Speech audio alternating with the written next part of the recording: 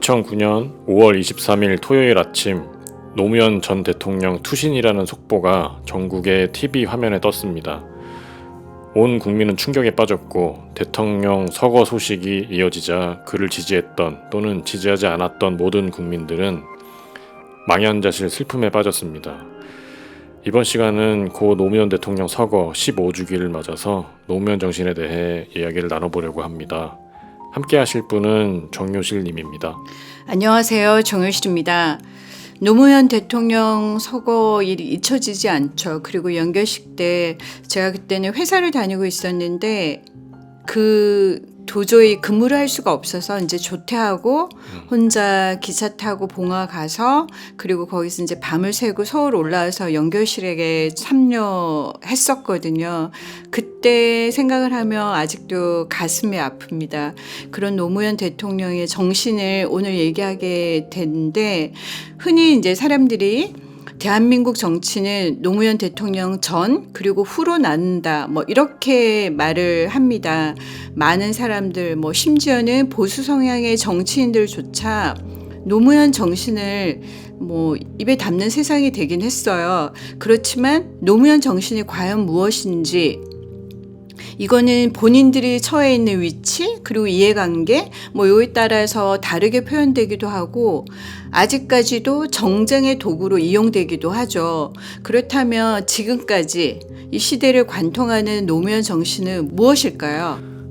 고전이라는 말이 있어요. 네. 그 시대를 뛰어넘어서 변함없는 가치를 지니는 것들을 사람들은 고전이라고 하는데 노무현의 정치 혹은 노무현의 정신은 이제 대한민국 정치의 고전이 됐다는 생각이 듭니다.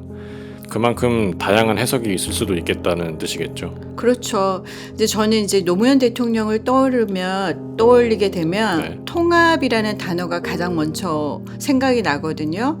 정치를 하는 사람들은 각자의 위치에 따라서 그 상대방과의 분열, 그런 갈등을 통해서 자신의 지위나 기득권을 강화하려는 속성이 있잖아요. 그 반사 이익을 노리는 거죠. 그렇지만 노무현 대통령은 통합을 얘기했습니다. 아시다시피 남북 통합, 그리고 또 동서 통합 그런 이제 아젠다들인데요. 특히 영남과 호남을 통합하기 위한 노무현 대통령의 노력은 정말 바보라는 별명을 얻을 정도로 집요했죠. 네, 맞습니다. 3당 합당을 거부하고 김영삼의 반기를 든 채 부산에서 민주당 간판으로 정치를 한다는 게 참 무모해 보였습니다. 근데 이제 노무현 대통령은 끊임없이 도전했었죠. 당선이 확실시되는 서울 종로 지역구를 포기하고 부산으로 내려갈 정도로 부산에 민주당 깃발을 꽂으려고 참 애를 많이 쓰셨죠. 요즘 같으면 누구도 가지 않을 험지 중에 험지였는데 말이죠. 저는 그때 노무현 대통령이 부산으로 내려갈 때 사실은 이해를 할 수가 없었어요. 왜 내려가는지. 맞습니다. 이제 그런 노무현 대통령을 이제 생각을 해보면요. 그렇게 어쨌든 통합도 얘기하면서 그렇게 정치의 주체를 또 바꿨잖아요. 그게 노무현 정신의 중요한 부분이라고 생각하는데 그 이전의 정치라고 하는 거는 사실 정치인들이 주인이고 국민들은 그냥 방관자 이런 상태였다면은 노무현 대통령께서는 훌륭한 국가를 만드는 힘은 대통령이나 정치인들에 있는 게 아니다. 깨어있는 시민들에 있다. 이렇게 강조를 하면서 국민들을 정치의 주체로 이제 세운 역할을 하셨거든요. 그러니까 그 전까지는 다스리던 통치의 대상이던 국민을 진정한 주권자로 거듭나게 한 거죠. 맞습니다. 노무현 대통령께서는 시민들 개개인의 각성과 각성한 개인들의 연대, 정치적 목표나 사회적 과제를 이루기 위해서는 그것 말고는 길이 없다고 판단하셨던 것 같아요. 네, 그 민주당 김종호 의원은 우리 역사가 이제 지금껏 반복해온 낡고 구시대적인 관행을 바로잡으려는 노력을 노무현 정신이라고 이제 보는데요. 이제 권위주의 타파로는 제왕적인 대통령 권위를 내려놓고 권력기관을 민주화하는 것. 그리고 이제 지역주의 타파로는 수도권 집중을 완화하고 행정수도 이전, 그리고 혁신도시 조성, 이런 등으로 이제 국가 균형 발전을 추구하는 거죠.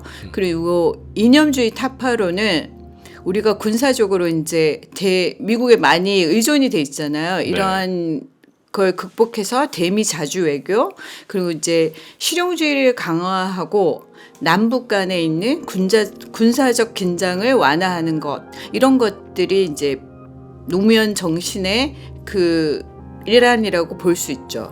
권위주의 타파, 지역주의 타파, 이념주의 타파가 노무현 정신의 핵심이라는 거네요. 네네.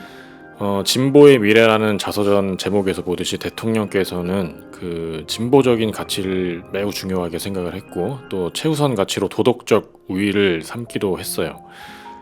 그리고 원칙을 어긴 승리보다는 원칙을 지키는 패배를 택하기도 했죠. 네, 삼김 야합에 대해서 노무현 당시 국회의원은 반대합니다가 아니라 토론합시다를 외쳤어요.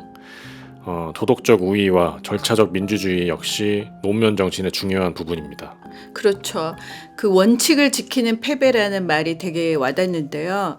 노무현 대통령께서는 이제 평소 정치적 가치 그리고 이제 도덕적 자산을 회복해 나가는 걸 통해서만 역사 발전이 이루어진다. 이렇게 이제 말씀을 하셨는데요. 네. 그리고 시민적 주체가 정책 수행에서 성공하고 도덕적, 이 말이 되게 중요한 것 같아요. 도덕적 신뢰를 축적하면서 우리 사회를 주도할 때 비로소 진보의 세상이 열린다. 이렇게 말씀을 하셨습니다. 이렇게 이제 도덕성을 매우 강조하셨는데 지금 우리의 정치인들과 정치판에서는 도덕적 가치보다는 무조건 그냥 어떤 수를 써서라도 이기기만 하면 된다는 그 승리에만 집중되는 그런 가치가 실종된 것 같아서 좀 아쉽게 생각이 드네요. 문재인 대통령은 억압받고 소외당하는 사람들에 대한 애정과 특권, 반칙 없는 사회를 위한 투쟁이라고 노무현 정신을 규정했습니다. 네. 특권과 반칙 없는 세상과 투쟁으로 표현된 행동주의 역시 노무현 정신이 담고 있는 큰 줄기라고 할 것입니다. 예, 저도 동감하고요. 이걸 이제 굳이 뭐 노무현 정신이라고 말할 수는 없겠는데 이제 대통령께서 의도하지는 않았지만 저희 정치 문화가 완전히 바뀌었잖아요, 발전적으로. 네. 그걸 굉장히 감명 깊게 생각하고 있는데 그 전에 우리나라의 정치 선거라는 거는 뭐 고무신, 막걸리 뭐 이런 거 하면은 표 하나 뭐 찍어주고 지역주의가 선거판을 지배하던 그런 혼탁한 시기였잖아요. 그 당시에 노무현 대통령을 지지하는, 물론 그 당시에는 노무현 대통령이 아니었고 후보였죠. 그 노무현 자체를 지지하는 노사모의 출현은 정말 너무 혁명적인 사건이라고 저는 생각이 들고요.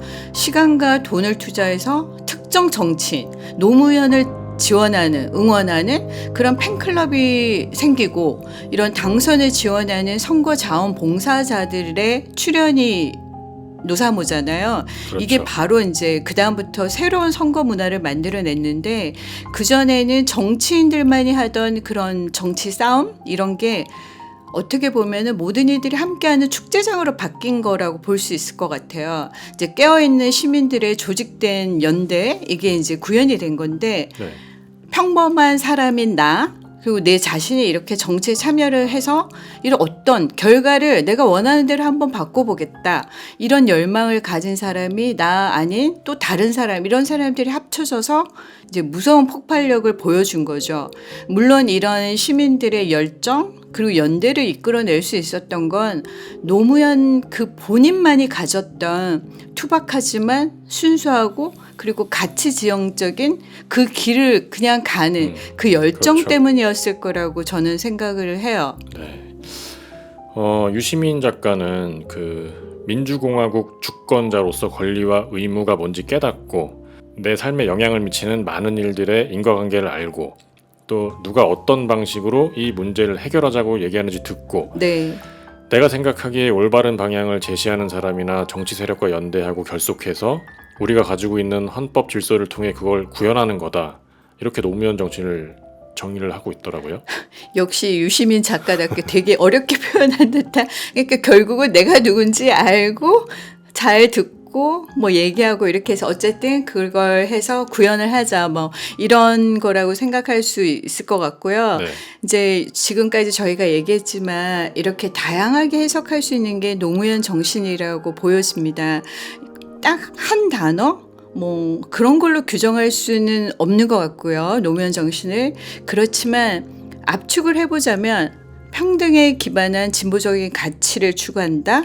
그리고 깨어있는 시민들의 연대에 의해서 사회적 개혁을 이루자. 뭐 이렇게 볼 수 있을 것 같습니다. 아는 것보다 실천하는 게 더 중요합니다. 노무현 정신을 내세우기 전에 노무현 정신이 무엇인지 공부하려고 실천하는 노력이 필요한 시점이 아닌가 생각이 듭니다. 오늘은 여기까지입니다. 감사합니다. 네, 저는 노무현 대통령님의 말씀으로 마무리하겠습니다. 민주주의 최후의 보루는 깨어있는 시민의 조직된 힘입니다. 이것이 우리의 미래입니다. 감사합니다. 감사합니다.